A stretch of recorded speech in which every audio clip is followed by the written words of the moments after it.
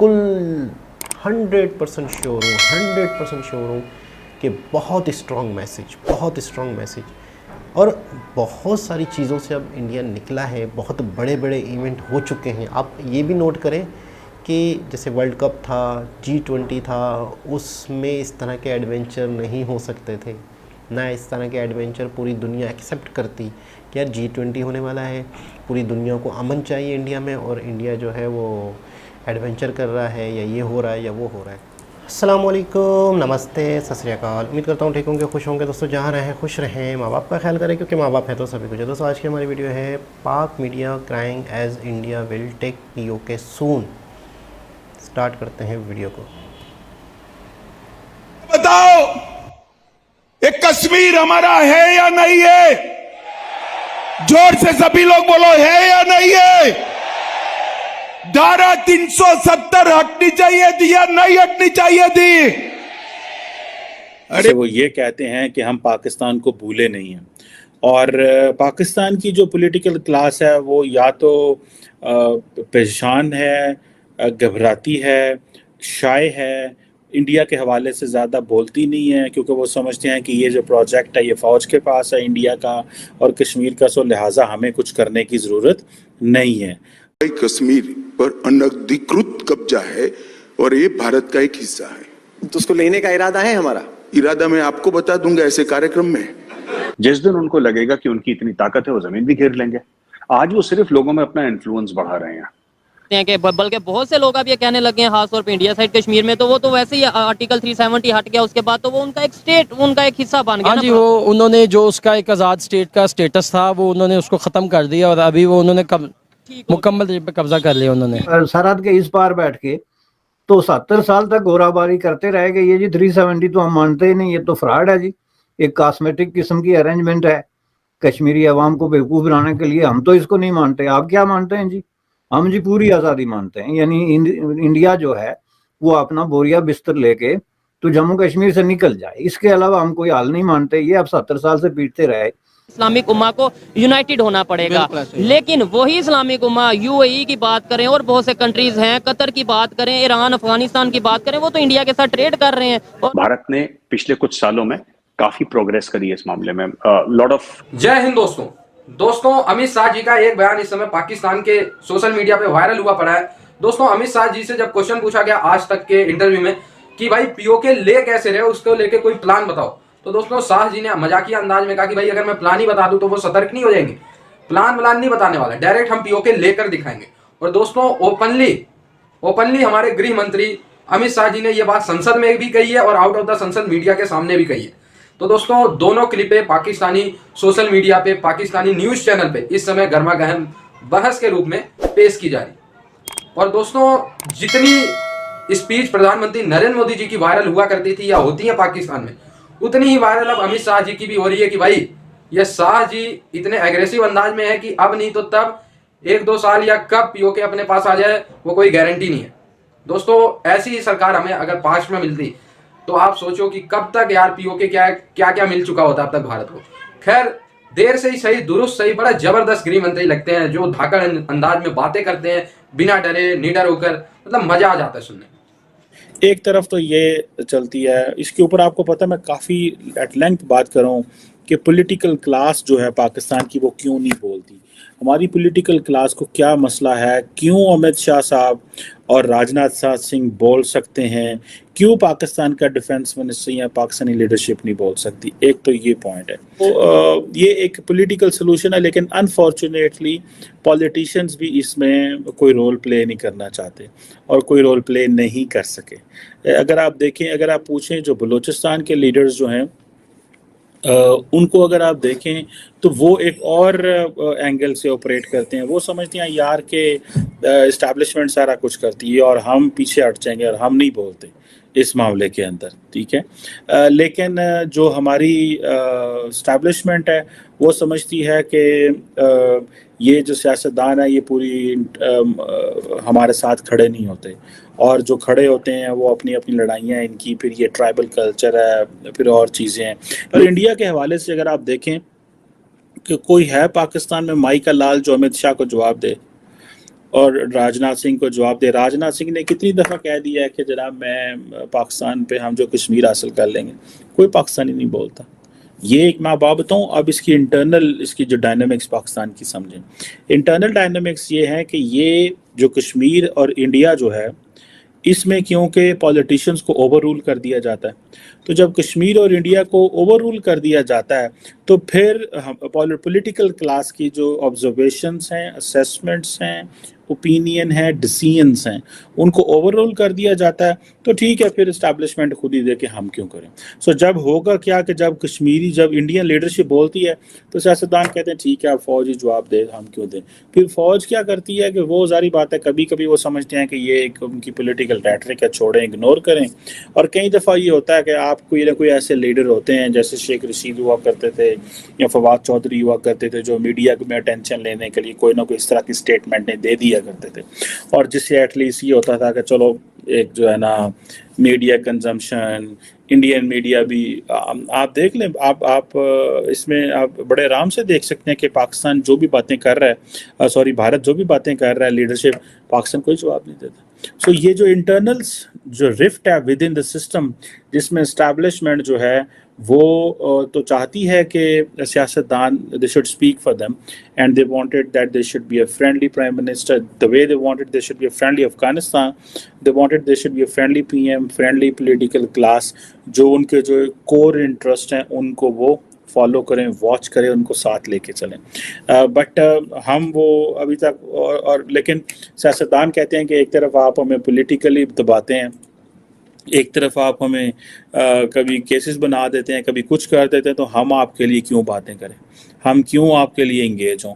सो सियासतदानों को अपनी जो मसले मसाइल हैं और वो रहते हैं, और उनकी बातों में भी वज़न है कि एक तरफ जब आपने किसी को के ऊपर केस बनाए हैं तो उन्हें कहें कि आप बोलें भी, वो नहीं होता। फिर ये होता है कि नेचुरल लीडरशिप जो होती है, जो ऑर्गेनिक लीडरशिप है, जो वाकई जिसकी अवाम में जड़ें हैं, वो बोले तो तब इम्पैक्ट होता है। अगर नवाज शरीफ बोलेगा, बिलावल बोलेगा, इमरान खान बोलेगा, तो उसका इम्पैक्ट होता है। सेकंड ईयर, थर्ड ईयर जो मर्जी बोलते रहें, आप सिविल सोसाइटी से जितने मर्जी पॉलिटिकल रैलीज निकाल दे रहे हैं, उनका कोई काम नहीं है। लेकिन लाजली ये जो बहस है, और फिर हम एक दौर में हम इस्लामिस्ट एलिमेंट्स को यूज़ किया करते थे फॉर इंडिया, कि अगर अमित शाह ने, राजनाथ सिंह ने, दिस दैट, मोदी साहब ने कोई स्टेटमेंट जारी कर दिया तो चलो तुसी भी ज़रा अगों एक जिन्हों कहते हैं ना शुरू हो जाओ, ठीक है, और वो शुरू हो जाया करते थे। अब उस तरह की चीज़ नहीं है, अब थोड़ी सी चीज़ बदल गई है।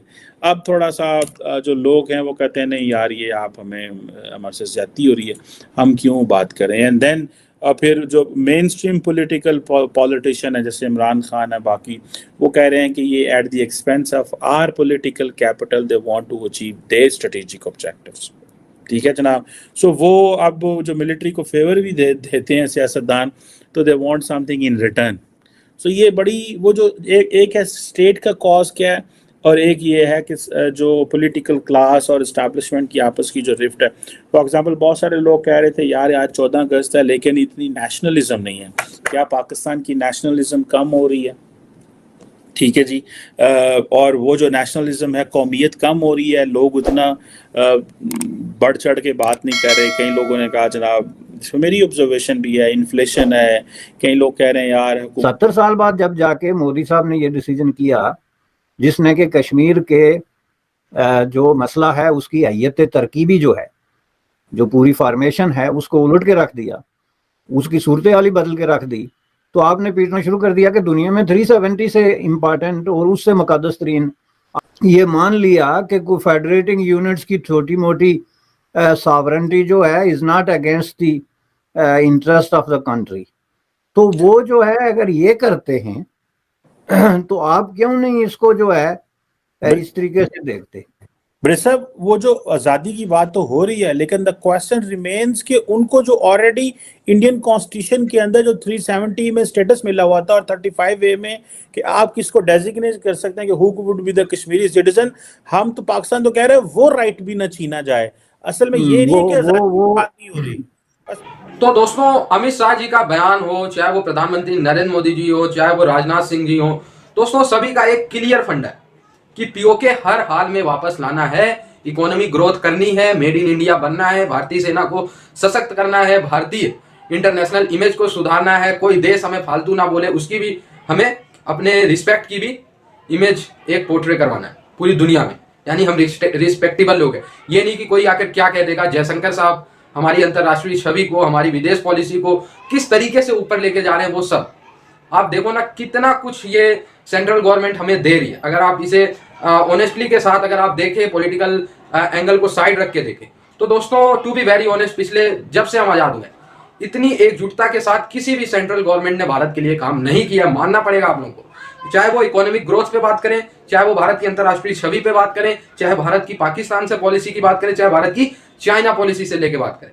दोस्तों इसी साल की बात कह रहा हूं मैं, इसी साल 8 देशों ने भारत के लिए वीजा फ्री किया है, जो कि वन ऑफ द रिकॉर्ड है अपने आप में भारत के लिए, कि एक साल में 8 देशों ने भारत के लिए वीजा फ्री पॉलिसी कभी नहीं अपनाई थी। ये है दोस्तों। पाकिस्तान क्या है, पीओके को तो हर बार, जितनी भी बार कश्मीर पे बात होती है, भारत के सेंट्रल गवर्नमेंट का कोई भी मिनिस्टर आप लोगों को पीओके को छोड़ के बात नहीं करेगा। कश्मीर की बात होगी तो पीओके की भी बात होगी। और दोस्तों मैं बड़ा दुख के साथ कहता हूं कि अगर यही पीओके की बात बार बार की जाती, बार बार पाकिस्तान को प्रेशराइज किया जाता कई सालों से, तो शायद अब तक पीओके अपने पास भी होता। लेकिन दोस्तों खैर अब क्या ही करें, हमें तो वर्तमान में ही जीना है और शाह जी ऐसे ही काम करें और भारत आगे बढ़ता रहे। जुड़े रहे ऐसी वीडियोस के लिए, तब तक के लिए धन्यवाद। जय हिंद। दोस्तों आप लोग हमारे वीडियोस को देखते तो बट उतना लाइक नहीं करते, तो प्लीज एटलीस्ट लाइक करके सब्सक्राइब जरूर करें। जी जनाब। अच्छा, कुछ महसूस हो रहा है, कुछ फील हो रहा है, कुछ आइडिया हो रहा है कि सबसे पहले तो मैं उस वक्त ही थोड़ा सा एक इंडिकेशन दे दिया गया था, एक इशारा दे दिया गया था, जब पीओके में हम कितनी सीटें रखेंगे और 24 सीटें वहाँ की होंगी इलेक्शन में, और उस हिसाब से एक करारदाद पेश की गई थी पार्लियामेंट में कि वहाँ की 24 सीटें हैं। तो सबसे बड़ा तो खुला मैसेज ये था कि पाकिस्तान के लिए, मैं ये समझता हूँ। हालांकि देखें, जब वो अभी फ़िलहाल पीओके इंडिया के पास नहीं है और इंडिया के पास जो जम्मू कश्मीर है वो है, तो ऑटोमेटिकली कोई बात नहीं बनती थी कि इस तरह बात करने की। लेकिन मिसाल के तौर पे इसको इस तरह कह सकते हैं कि एक घर हमने भी ख़रीदा नहीं है और हम ये कहें कि उसमें फ़लाना कमरा इसका होगा, फ़लाना कमरा इसका होगा और फ़लाना कमरा इसका होगा, इस तरह से हम प्लानिंग कर लें दुनिया के सामने, तो इसका मतलब है हम 100% ख़रीद रहे हैं। तो एक बहुत ही बड़ा मैसेज है, बहुत ही बड़ा मैसेज है इनडायरेक्टली पाकिस्तानी आर्मी को, पाकिस्तानी गवर्नमेंट को, पाकिस्तानी लोगों को। अब उससे रिलेटेड आप एक और चीज़ देखें, चेन बन गई। अब आप देखें कि इंटरव्यूज़ होने लग गए, उसके बाद बाकायदा एक मैसेज। देखिए, कोई भी चीज़ एकदम से होती है तो शॉक लगता है, एकदम से कोई चीज़ होती है झटका लगता है पूरी दुनिया को, पाकिस्तान को। तो आहिस्ता आहिस्ता पाकिस्तान को एक्सेप्ट कराया जा रहा है, बताया जा रहा है कि हम आ रहे हैं, हम आने वाले हैं और हम कभी भी आ सकते हैं, तैयार रहो। मैं बिल्कुल 100% श्योर हूँ, 100% श्योर हूँ कि बहुत स्ट्रॉन्ग मैसेज और बहुत सारी चीज़ों से अब इंडिया निकला है। बहुत बड़े बड़े इवेंट हो चुके हैं। आप ये भी नोट करें कि जैसे वर्ल्ड कप था, G20 था, उसमें इस तरह के एडवेंचर नहीं हो सकते थे ना। इस तरह के एडवेंचर पूरी दुनिया एक्सेप्ट करती कि यार G20 होने वाला है, पूरी दुनिया को अमन चाहिए इंडिया में, और इंडिया जो है वो एडवेंचर कर रहा है, या ये हो रहा है या वो हो रहा है। अब आप देखिए, स्मूथ हुआ है और बहुत सारे लोगों की तवज्जो जो है पूरी दुनिया की, जो वर्ल्ड अफेयर जो चल रहा है, करंट अफेयर, वर्ल्ड अफेयर, वो चल रहा है इसराइल, यूक्रेन, ऑयल क्राइसिस, बहुत सारी चीज़ें, और दूसरी तरफ दुनिया जा रही है। तो मुझे ऐसा लग रहा है कि एक सही वक्त का इंतज़ार था और अब उसके बाद ज़बानी कलामी बातें शुरू हो गई हैं और अब बहुत जल्द कोई एडवेंचर शायद हो, शायद।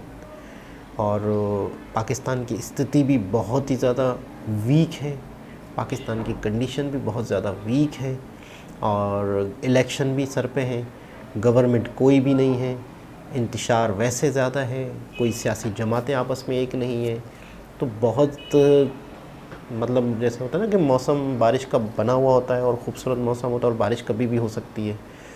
तो बस इतना ही कहूँगा, बाकी हालात बेहतर रहें, लोगों की जानो माल की हिफाजत रहे, लोगों के साथ कोई जुल्म ना हो, किसी के साथ कोई ज़्यादती ना हो।